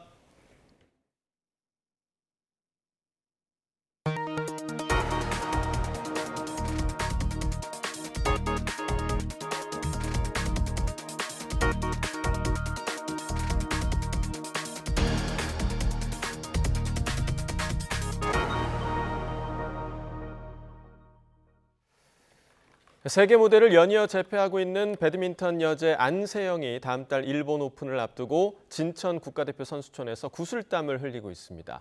지난 4월 배드민턴 전설인 박주봉 감독이 부임하면서 안세영을 포함한 배드민턴 대표팀도 빠르게 안정을 찾고 있는데요. 진천 선수촌 현장 연결해서 안세영 선수의 인터뷰 들어보겠습니다. 좀 어떠신지? 일단 정말 굉장히 힘들고요. 이게 살짝 이번 주를 버틸 수 있을까라는 의문도 들 정도로 좀 힘든 것 같습니다. 아까 그 로니 코치님 쳐주는데 막 곡소리를 내던데 대체 얼마나 힘들길래 이런 훈련이 이 정도 훈련 강도가 처음인가요?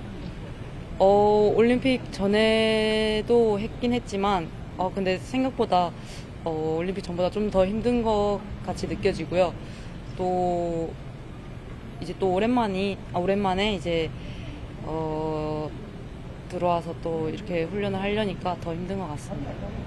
아까 박주봉 감독님이 보시면서 뭔가 계속 얘기를 해주시던데 네. 무슨 얘기를 좀 해주셨는지 가장 좀 기억에 남는 얘기는 좀 뭔지?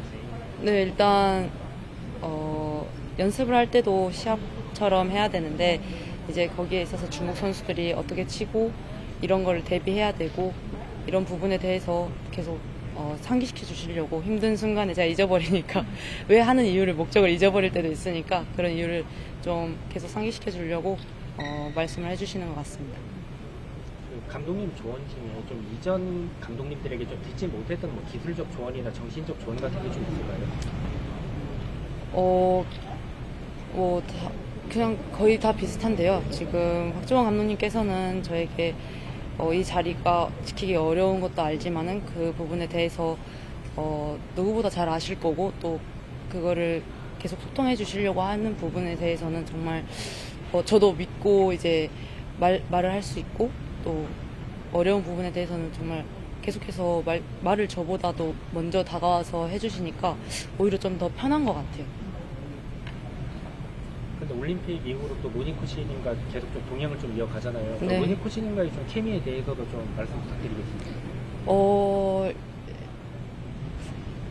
이렇게 말해도 되는지 모르겠는데 이제 한국 코치님들은 조금 진지하고 묵직한 부분이 있기도 한데 로니 코치님은 확실히 외국 분이셔서 마인드 자체가 좀 재밌게 즐겁게 힘들지만 그래도 장난치면서 자꾸 다가와 주시니까 저도 이제 힘들 때면은 장난도 치면서 하다 보면 또 어느 순간 끝나 있고 그런 부분에 대해서 정말 재밌게 할 수 있게 되는 것 같아요.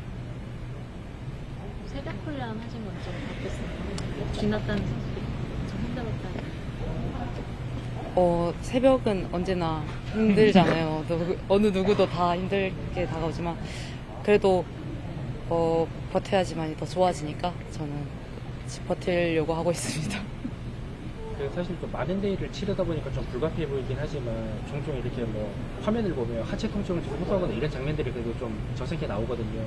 지금 컨디션은 어떻고 좀 관리를 좀 어떻게 하고 있는지 궁금합니다. 지금은 그 힘든 순간도 버틸 수 있을 정도의 체력도 길러야 되고 또 그렇게 훈련을 하고 있어서 계속 하다 보면은 반복 훈련을 하다 보면은 더 좋아지지 않을까. 그런 모습들이 안 보이게 할 수 있을 것 같아요.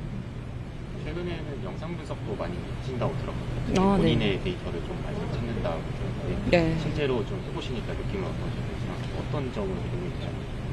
네, 저도 이제 영상 분석에 대해서 어떻게 하는 건지 잘 몰랐기도 했는데 이번에 싱가포르 오픈에서 지고 나서 생각이 되게 많아졌었던 것 같아요. 근데 그 부분에 대해서 정말 또 많은 도움을 받게 됐고 또 전에는 상대방에 대한 분석이 많이 필요했다면 지금은 상대방들이 저를 많이 분석을 하다 보니까 제가 플레이에 대해서 좀 생각이 많아지더라고요. 그래서 오히려 어느 부분에서 제가 득점을 했었는지 그 부분을 좀 더 많이 유심히 보고 있는 것 같습니다. 올해 절반 정도 지났는데요. 올해 남은 기간 개인적으로 어떤 목표를 갖고 계신지 궁금합니다. 올해는 뭐 계속해서 이기고 있기 때문에 앞으로도 좀 지지 않는 선수가 확실히 되고 싶고요. 또 많은 선수들에게 조금 두려운 존재가 되고 싶습니다. 그 개인 후원을 받는 선수들도 이제 늘어나겠어요? 닷새전 제주에서 장마가 시작된 데 이어 목요일 밤부터 금요일 사이에는 중부와 남부에도 동시에 첫 장맛비가 내릴 걸로 보입니다. 기상청은 시작부터 호우경보 수준의 많은 비가 내릴 걸로 보인다며 주의를 당부했는데요. 취재기자 연결해 자세한 장마 전망 알아봅니다.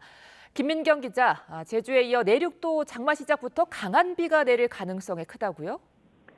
네, 기상청은 조금 전 11시에 수시 브리핑을 열고 목요일 밤에서 금요일 사이 중부와 남부지방도 동시에 장마 영향권에 들 걸로 보인다고 밝혔습니다. 북태평양 고기압이 점차 확장하는 가운데 서쪽에서는 저기압까지 접근하면서 정체전선이 내륙으로 북상할 걸로 예상되기 때문인데요. 이 예년보다 일주일 먼저 장마가 시작된 제주에 이어 남부는 사나흘, 중부는 닷새에서 엿새가량 앞서 장마가 시작되는 셈입니다. 비는 목요일 밤부터 시작될 걸로 보이는 가운데 금요일과 토요일에는 정체전선상에서 저기압까지 발달하면서 강수 집중구역의 변동성이 무척 큰 상황입니다. 지난해 장마철 하루 동안 전북 익산에 263mm의 폭우가 쏟아졌지만 25km 떨어진 김제는 비가 30mm도 오지 않았습니다. 이처럼 정체전선은 남북으로 폭이 매우 좁아 불과 수십 킬로미터 거리에서도 강수량이 크게 달라질 수 있습니다. 기상청은 아직 변동성이 큰 만큼 정확한 예상 강수량은 나오지 않았지만 일부 지역에는 호우경보 수준의 폭우가 쏟아질 수 있다며 주의를 당부했습니다. 본격적으로 전국이 장마권에 드는 시기인 만큼 어느 지역에서든 갑작스러운 폭우가 발생할 수 있어 철저한 사전 대비가 중요합니다. 지금까지 과학기상부에서 YTN 김민경입니다. 지난달 서울 집값 상승폭이 확대했습니다. 서초구가 0.95% 오르는 등 강남 3구의 상승세가 두드러진 가운데 서울 25개 자치구 모두 올랐습니다. 최도희 기자입니다. 토지거래 허가구역 확대 재지정 이후 주춤했던 서울 집값이 숨 고르기를 끝내고 다시 상승폭을 키웠습니다. 한국부동산원이 발표한 5월 전국 주택 가격 동향 조사를 보면 서울 집값은 0.38% 상승했습니다. 서초구가 0.95% 올라 상승폭이 가장 컸고 이어 송파, 강남구 순으로 나타나며 강남 3구의 상승세가 두드러졌습니다. 양천, 성동, 용산, 마포구 등도 0.6% 넘게 상승해 서울 평균 상승폭을 웃도는 등 25개 자치구 모두 상승세를 나타냈습니다. 경기도는 과천과 성남 분당구의 상승률이 돋보였지만 도 전체의 집값 하락폭은 커졌고 인천도 하락세가 이어졌습니다. 한국부동산원은 수도권에서 신축, 재건축 수혜 단지를 중심으로 상승 계약이 체결됐지만 그 외 단지는 관망 심리로 계약 체결에 신중한 모습이라고 평가했습니다. 수도권을 제외한 지방은 하락폭이 커졌습니다. 행정수도 이전 기대감으로 세종 집값이 1.45% 올랐지만 울산을 제외한 5대 광역시 등 대부분 지역이 하락했습니다. 똘똘한 한 채 선호 현상이 짙어지면서 금리 인하 기대감이 집중되는 지역과 그렇지 않은 지역 간 양극화는 심해질 전망입니다. 강남을 포함한 서울 주택시장의 수요 쏠림이 강한 편입니다. 당분간 이제 수도권과 지방의 수요 양극화가 가격의 간극으로 벌어지는 현상들은 조금 더 이어질 것으로. 전국 전세 가격은 보합세를 나타냈고 월세 가격은 0.05% 상승하면서 상승 추세를 이어갔습니다. YTN 최두입니다. 지난달 주택 매매 심리가 토지거래 허가구역 이전 수준을 회복한 거로 나타났습니다. 국토연구원이 발표한 5월 부동산 시장 소비심리지수를 보면 지난달 전국 주택 매매 시장 소비심리지수는 113으로 4월보다 4.3포인트 올랐습니다. 소비심리지수는 지난 3월 114.3에서 서울 토지거래 허가구역이 확대 재지정된 영향으로 4월에 108.7로 내려앉았다가 지난달 다시 3월 수준을 회복했습니다. 날씨가 더워지면서 소비자가 많이 찾는 외식 메뉴인 냉면과 삼계탕의 가격이 또 올랐습니다. 한국소비자원 참가격 사이트에 따르면 지난달 서울 지역 외식비에서 냉면 한 그릇 평균 가격은 12,269원으로 지난 4월보다 154원 올랐습니다. 삼계탕 평균 가격도 17,500원에서 17,654원으로 154원 인상된 거로 조사됐습니다. 칼국수 값은 77원 오른 9,615원으로 집계됐고 비빔밥도 39원 올랐습니다. 이스라엘이 이란 국영방송사 건물을 폭격하며 공세 수위를 끌어올리자 이란이 휴전과 핵 협상 재개 메시지를 보낸 거로 알려졌습니다. 트럼프 미국 대통령이 중동 상황을 이유로 G7 정상회의가 열리는 캐나다에서 조기 귀국하기로 주목되는데요. 중동으로 가보겠습니다. 조수연 특파원. 네, 두바이입니다. 네, 이스라엘과 이란의 무력 충돌 닷새째로 접어들었는데요. 현지 상황 어떻습니까? 네, 이스라엘이 공세를 전방위로 확장하고 있습니다. 이스라엘군은 이곳 시간으로 어제 저녁 이란 수도 테헤란에 있는 국영방송사 IRIB 방송국 본사를 두 차례에 걸쳐 공습했는데요. 이스라엘군은 이 건물에 군사시설이 숨겨져 있었다고 주장했습니다. 또 테헤란에 배치됐던 이란 공군 소속 F-14 전투기 2대가 공습에 파괴됐고 이슬람혁명수비대 정예 쿠르드군 사령부도 폭격을 받았습니다. 이스라엘군은 공습을 시작한 13일 이후 120대의 지대지 미사일 발사대를 무력화했다면서 이는 이란이 보유한 미사일 발사대의 3분의 1에 해당한다고 주장했습니다. 이란 역시 연일 이스라엘의 미사일과 드론으로 반격을 멈추지 않고 있습니다. 하이파만 정유시설에 떨어진 이란제 미사일로 3명이 숨졌고 텔아비브 등 주요 도시에도 공습이 이어지며 민간인 사상자가 속출했습니다. 이스라엘에서는 현재까지 24명이 사망하고 600여 명이 다친 것으로 집계됐고 이란에서는 225명이 숨지고 1,400명이 다친 것으로 전해졌습니다. 베냐민 네타냐후 이스라엘 총리는 화상 브리핑에서 이번 전쟁의 목표가 이란의 핵 프로그램 제거, 탄도미사일 생산 역량 제거, 또 테러의 축 제거 등 3가지라고 밝혔습니다. 이러한 작전이 이란 정권 붕괴로 이어지거나 심대한 변혁으로 이어질 수 있을 거라고도 강조했는데요. 하메네이 최고 지도자를 정점으로 하는 이란의 체제를 무너뜨리고 중동 질서를 전면 재편할 가능성까지 시사한 것으로 풀이됩니다. 네, 이런 상황에서 이란의 입장에 변화가 감지되는 있는 것 같군요.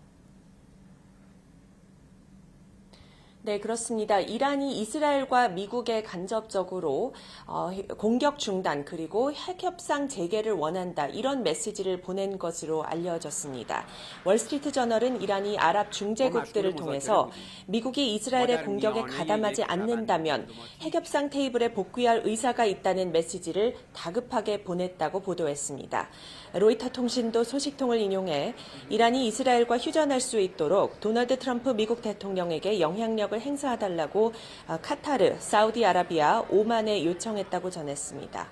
한 아랍 국가 관료는 이란은 미국이 이스라엘의 방어를 지원하며 물적 지원을 제공하고 있다는 것을 알고 있다며 미국이 공격에 개입하지 않을 거라는 보장을 원한다고 설명했습니다.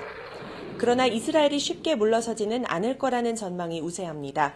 월스트리트 저널은 현재 이란 영공을 장악한 이스라엘이 이란의 핵시설을 더 파괴할 때까지 공격을 중단할 이유는 희박하다고 분석했습니다.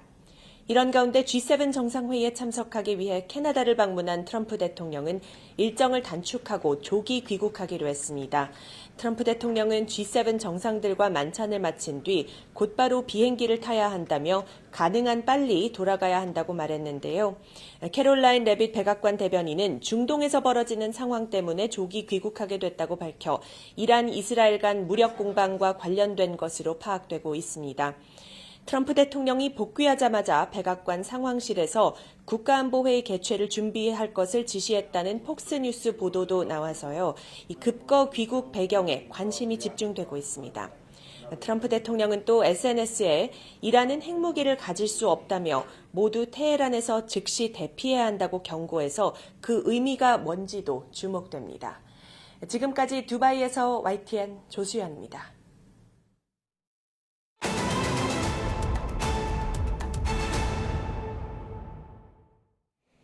어제 윤석열 전 대통령 내란 재판에서 윤 전 대통령이 국회 병력을 1,000명은 보냈어야 한다고 이야기했다는 증언이 나왔습니다.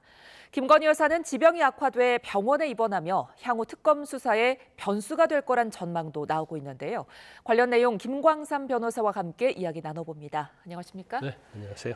예, 어제 이제 윤 전 대통령의 재판에서 김철진 전 국방부 장관 보좌관의 증인 신문이 있었는데요. 윤 전 대통령에 대한 불리한 증언이 이어진 것 같습니다. 일단 김철진 전 국방부 군사보좌관은 네. 김용현 전 장관의 보좌관이에요. 예. 그래서 이제 김용현 전 장관과 윤석열 전 대통령이 개엄 직후에 국방부에 있는 전투통제실, 그 안에 이제 결심지원실이라고 있거든요. 네. 그 안에 아마 12월 4일 날 오후 1시 좀 넘어서 윤 전 대통령이 방문을 합니다. 예. 거기에서 이제 김용현 전 장관 나눈 대화가 있거든요. 예.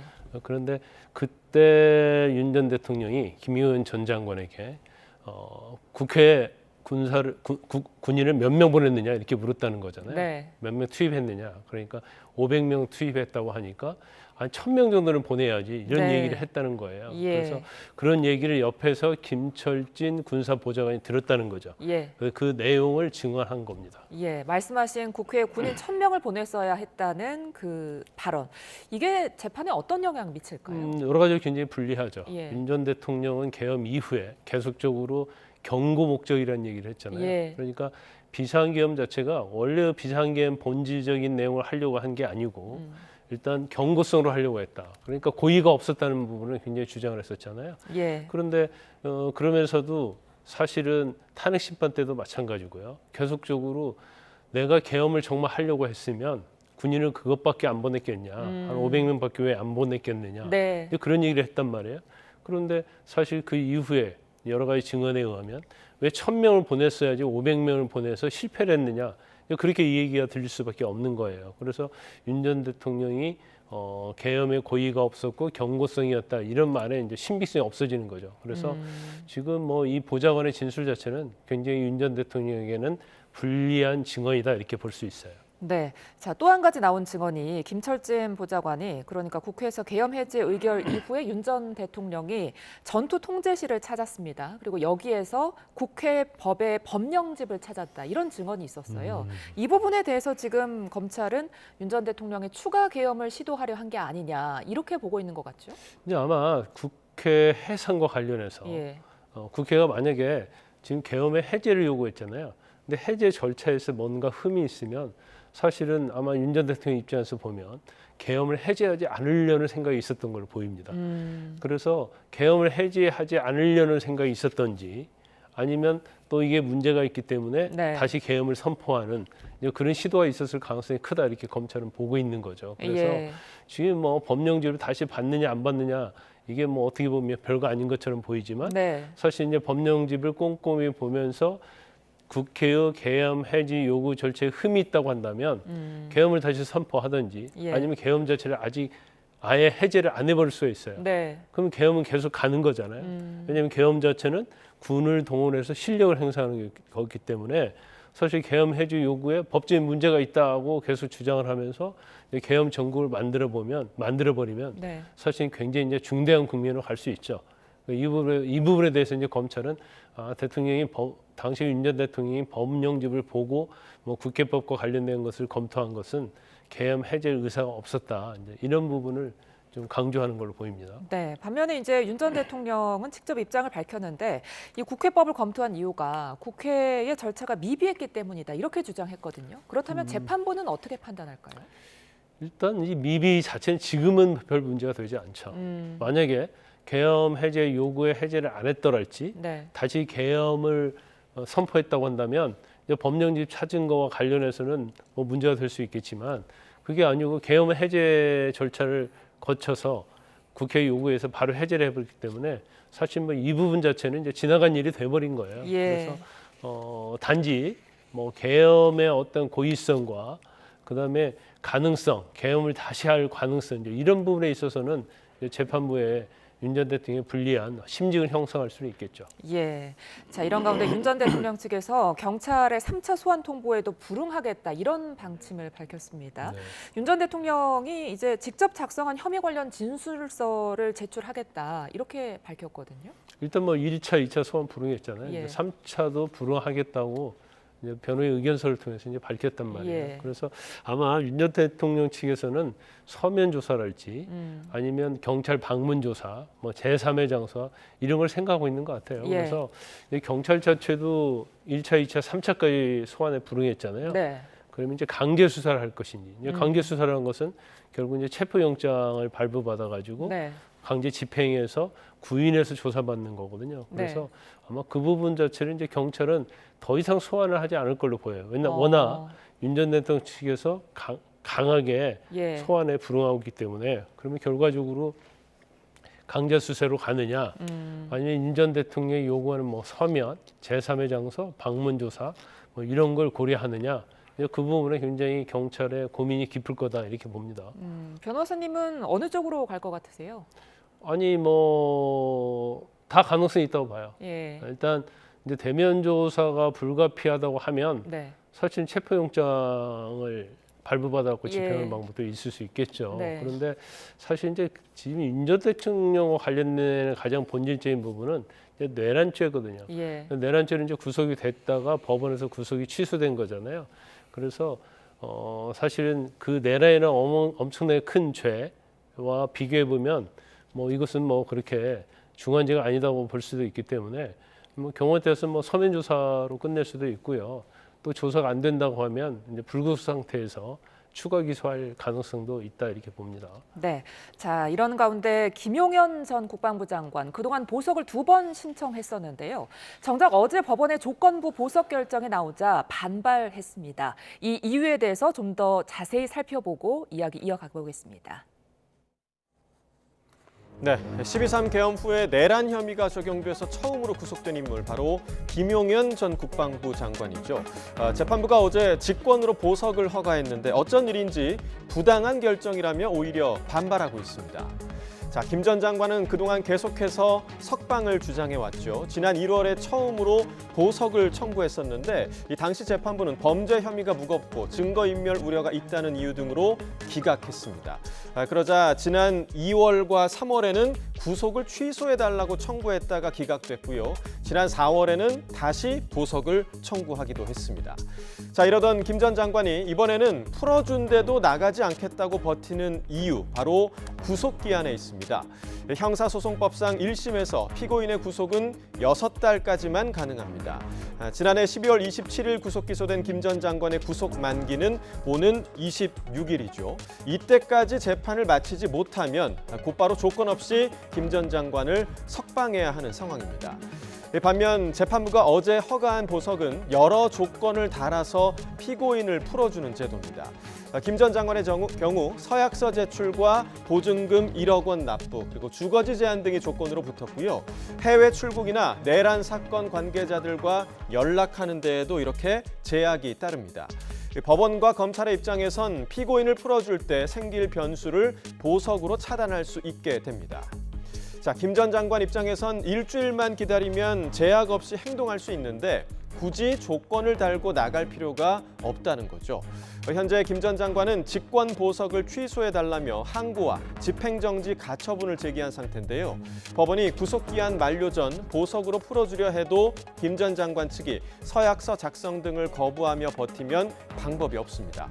법원이 어떤 결정을 내리든 오는 26일이면 김 전 장관을 조건 없이 풀어줘야 하는 겁니다. 자, 이렇게 구속 만기를 앞둔 내란 피고인 김 전 장관만 있는 게 아닙니다. 오는 30일 이진우 전 수방사령관을 시작으로 다음 달 초 박안수 전 계엄사령관과 여인영 전 방첩사령관, 김봉식 전 서울경찰청장, 또 노상원 전 정보사령관 등의 구속기간이 잇따라 만료됩니다. 자, 일단 풀려나게 되면 같은 사유로는 추가 구속이 불가능한데요. 다만 다른 혐의를 적용해 추가 기소할 경우에는 구속이 가능합니다. 만약 이들이 무더기로 석방된다면 본격 출범을 앞둔 내란 특검이 향후 수사를 거쳐 이들에 대한 재구속을 시도할 거란 전망도 나오고 있습니다. 네, 김용현 전 국방부 장관 불복 절차까지 지금 진행을 했는데 그렇게 되면은 이제 구속 만료 기간까지 구치소에 있게 되는 겁니까? 그렇죠. 일단 일반적으로 구속돼 있는 피고인, 이제 피의자들은 이제 보석, 네. 적부심을 석방되는 걸 굉장히 선호하죠. 예. 왜냐하면 일단은 뭐 구치소에서 굉장히 제한되게 활동하다가 이제 밖에서 자유롭게 활동할 수 있잖아요. 그런데 김용현 전 장관은 뭐 보석도 이전에 2번이나 신청했었고 네. 또 구속 취소 신청까지 했어요. 예. 그만큼 재판을 불구속 상태에서 나가서 받겠다는 그런 의지가 굉장히 강했다고 볼 수 있는데 그러면 왜 재판부에서 보석을 해주는데도 불구하고 왜 이걸 받아들이지 않을까? 그것은 이제 구속 만기와 관련이 있죠. 네. 이번에 보석을 해주는 데서는 조건을 걸었단 말이에요. 특히 거주지 제한, 거주지를 이탈할 수 없도록 해외 나갈 때도 허가받아야 하고요. 그다음에 이제 관계자들하고 사건과 관계에 있는 사람들하고 사실 연락할 수 없도록 해놨어요. 그러니까 이제 본인이 밖에 나가긴 하지만 결과적으로는 자유로운 몸은 아니죠. 예. 그럼 그 상태로 계속적으로 이제 재판을 받아야 하는 거예요. 그런데 26일 날이 사실 구속 만기거든요. 구속 만기면 절대적으로 재판부에서는 석방을 해줘야 합니다. 예. 석방을 해주면 조건이 붙지 않아요. 뭐 주거지 제한도 없고요. 그래서 자기 마음대로 어떻게 보면 활동할 수 있거든요. 그래서 조금만 참으면 굉장히 조건 없는 자유로운 뭐 구치소 외에 생활할 수 있는데 이 보석 조건을 이제 받아들이지 않겠다는 그런 입장이다 이렇게 볼 수 있어요. 네. 자, 근데 지금 다른 내란 혐의 피의자들도 구속 만료를 앞뒀잖아요. 네. 다른 피의자들한테는 어떤 영향 미칠까요?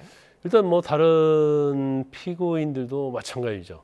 그러니까 지금 우리 대한민국 법에는 구속 기소하고 나서 구속 기간이 6개월이에요. 그러면 6개월 내에 재판을 끝내지 못하면 이건 반드시 석방을 해야 하거든요. 네.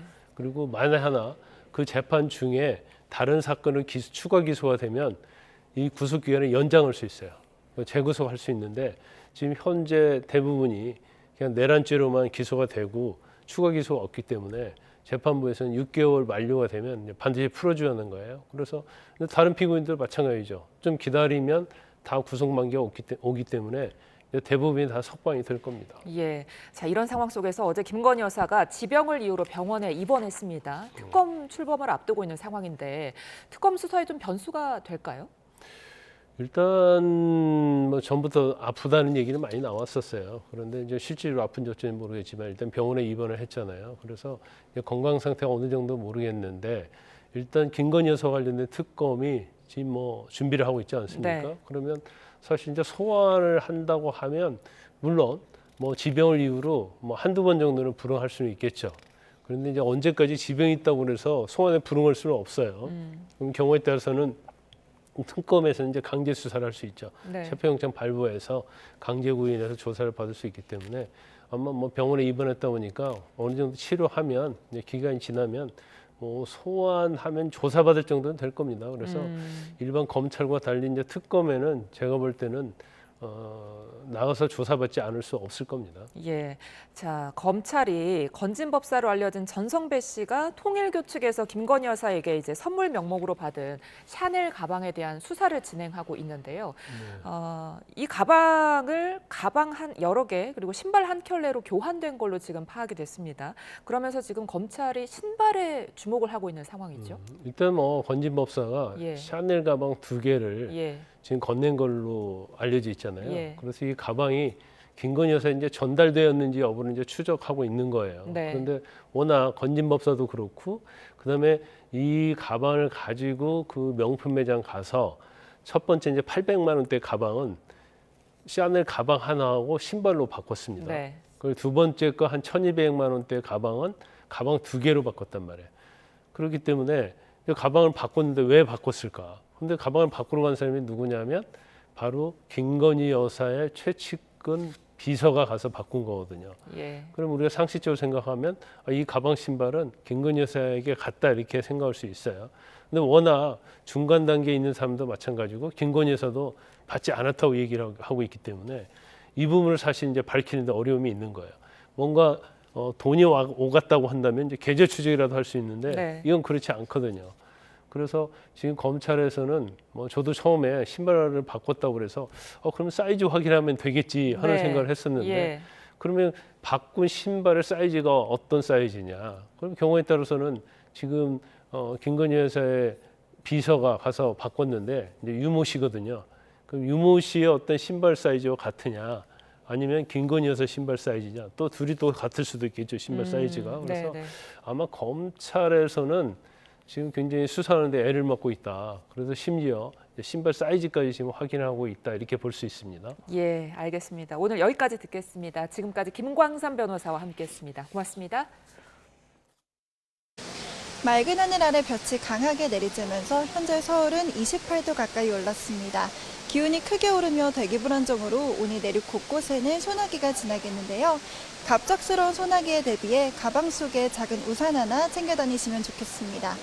소나기는 오늘 밤까지 수도권을 제외한 내륙 곳곳에 내리겠습니다.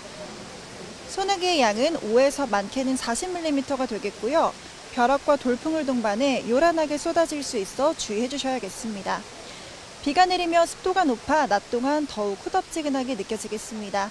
서울 한낮 기온이 29도, 대전 30도, 대구는 31도까지 오르겠고 곳곳에서 자외선과 오존이 기승을 부리겠습니다.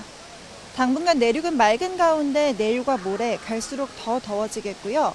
이르면 목요일 밤부터 금요일 사이 중부와 남부지방에도 장마가 시작될 전망입니다. 장마의 시작부터 호우경보 수준의 많은 비가 예보됐습니다. 본격적으로 전국이 장마철에 드는 시기인 만큼 비로 인한 피해 없도록 사전 대비 철저하게 해주셔야겠습니다. 지금까지 YTN 정수연입니다. 네, 이상으로 화요일 뉴스나우 마칩니다. 시청해주신 여러분 고맙습니다.